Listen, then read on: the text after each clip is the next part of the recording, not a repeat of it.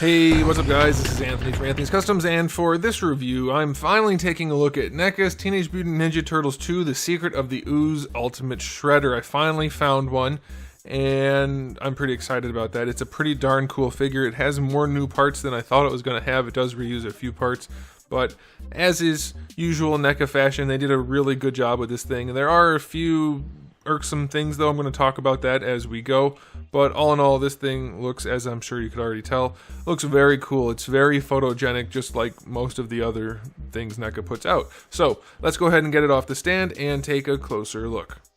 This guy stands to the top of his helmet about 19.5, to the top of his head closer to 18 centimeters, roughly where his head would be anyway. That's going to make him about 7 inches, and then we'll call it 7 5/8. Here he is up against Darwin, so it is a 7-inch scale. He's a larger figure, and looks pretty darn good. Okay, time for question of the day. Which version of Shredder do you prefer from the live-action movies? The first movie where he's wearing kind of a pinkish red, or this movie where he's wearing purple and has the extra cool helmet and a slightly different cape? I prefer this one. Although I definitely prefer the first movie, but I do like this Shredder more, I think. I don't know, that's hard to say now that I think about it, because I like the traditional look, but the whole saw blade thing is pretty cool. Alright, so let's go ahead and talk about the aesthetic. We do have a lot of new parts mixed in with old parts. Maybe not a lot. It's like half new, half old, and I think that's fine. It looks good. It looks like it's supposed to. They got all the details that they needed to. The sculpt is very nice. It's textured throughout, and then it has nice wrinkles and stuff. NECA does a really good job with the clothing. Looks really, really... I mean the sculpted clothing, by the way. They do a really good job with the cloth, too, when they need to, but it does look very nice. Lots of nice details everywhere, and you can see the cape has that shiny print on there. I don't know how they did that. It's just black on... Oh my goodness. Oh my goodness. Come on now. So one of the downsides is I got the camera settings all nice and good for lighting and everything, but the camera's still not great at autofocus. It's not bad, but anyway. So the backside looks really, really nice. The inside just being black does look good though. I mean, it's well made. It's good material. I like it. One thing I want to note, and it's just my damn luck, I finally found the guy, but look, I'm missing one of my shoulder pad spiky things, blades. So I'm going to try to contact NECA and see if I can get one, but I'm guessing that's not going to happen because this thing came out a while ago. So I'm pretty upset about that. I don't know what I'm going to do. Try to find another, I guess. But anyway, it looks really, really nice. The helmet looks really good. I like that the silver is nice and metallic. I don't think that the gold part should be as dull as it is. It's almost like a flat paint. And if I remember correctly, that was metallic in the movie. So I'll have to check, I guess, but I think that should be metallic also. Also, it seems like his helmet is very narrow.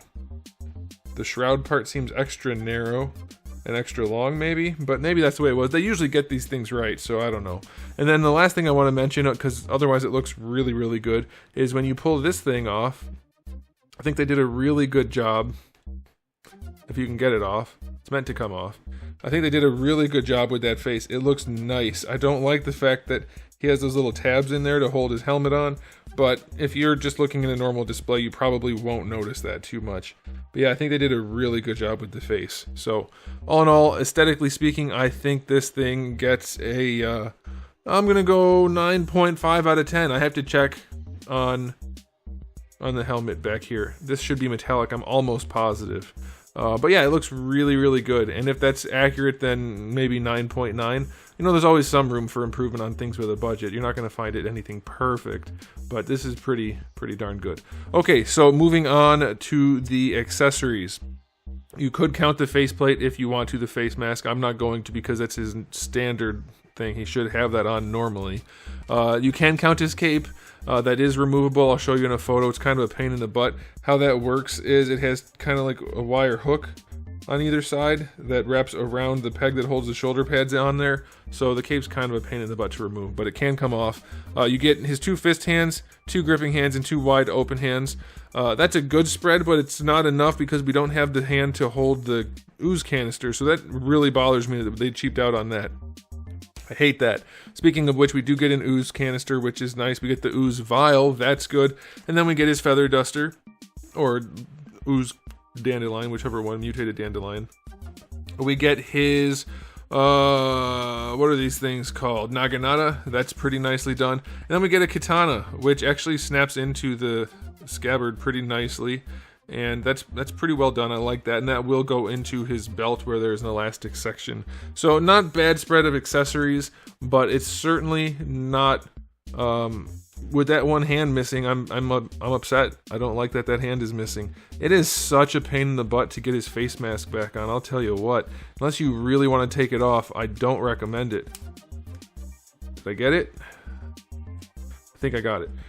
Alright, so let's talk about the articulation. It's basically going to be the exact same as the last live action Shredder, but we'll do it anyway. We have some ball pegs in the head, so that allows it to move around nicely. The neck also has a ball peg that helps somewhat, so no problems there. Shoulders, all the way up to horizontal, a little bit stiff, but not a problem. You get your rotation, but of course this is in the way, though it's pretty soft, so you should still be able to pose it well enough. You know, that's okay, I think. Double jointed elbow. It's the kind I don't care for, but it's hardly noticeable on this guy, though he does get more limited range than I would like. Yeah, it's not even because of the gauntlets, so it could be better, but it's okay. And then you're going to get your bicep swivel out of that, which is also okay. These are loose, so they'll rotate around as you want them to. Wrists have a swivel and a hinge. Neither of the gripping hands has a vertical hinge. That's annoying for holding his weapons. It's going to be somewhat limiting. Ball peg in the waist doesn't really do much in the way of leaning. It's just going to be rotation. This part will rotate also. And that's where you get the elastic piece in right there, by the way, to hide or to put his sword scabbard in there. Hips are pretty loose, like really loose front to back. Not entirely floppy, but in this little section right here, that's floppy. So that's really annoying. Going forward and back, you have to stretch the diaper, but they go pretty far. I'll take that. And they go back pretty far also, but they're too loose to hold it. So that's super annoying. I would have really liked them to tighten up these hips. I remember that being a thing before. Going out to the side, it's not loose at all. It's ratcheted, and you can get basically full-on splits. So that's really good. I like that. And I didn't notice any problems with the paint on the diaper when you do that. Or when I did that, because you weren't here. Alright, so you get a thigh swivel, that works nicely. Single jointed knee at the top, and then another joint down here, two different types of joints. It's the same knees as before, if I remember correctly. Oh, it's very tight. We're going to do it, though. There we go. Full on range, no problem at all. This is pinless in the way that it's done, and this one is not. I think that's okay, though. That's a good way of doing it. You get good range, and it does look good at the top half. Bottom half is mostly hidden. The top one should... Yeah, technically there's a rotation in there based on how it's connected, but you don't have a use for that and it doesn't really work. And then lastly, you get your ankle hinge that goes all the way back pretty far forward, and you get a decent ankle rocker. So it's not bad articulation at all. It's somewhat limited, but I would say it's plenty. The only thing that's really a downside is the loose hips. So he's definitely losing a point for that. But they're not loose completely. They only wobble a little bit. So you'll be fine standing him on the shelf, but certain posing will be difficult, and that's not good. So for the articulation, I'm going to give it only a 7. It would be an 8 if the hips weren't screwed up, because it does pose pretty well otherwise. Okay, time for the final verdict. Because I finally found one and my shoulder pad is missing a blade, I'm going to give it a 0 out of 10. Nobody should buy it, at least until I find another one to replace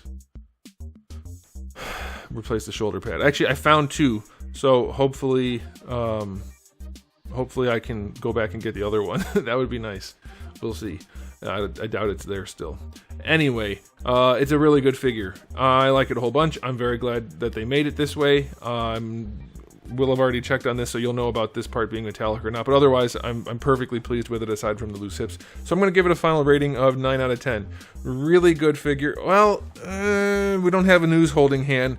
8.5 out of 10. 8.5 out of 10, because there's no reason we shouldn't have the Ooze holding hand. I'm positive they have made that in the past. I'm very positive. They definitely did.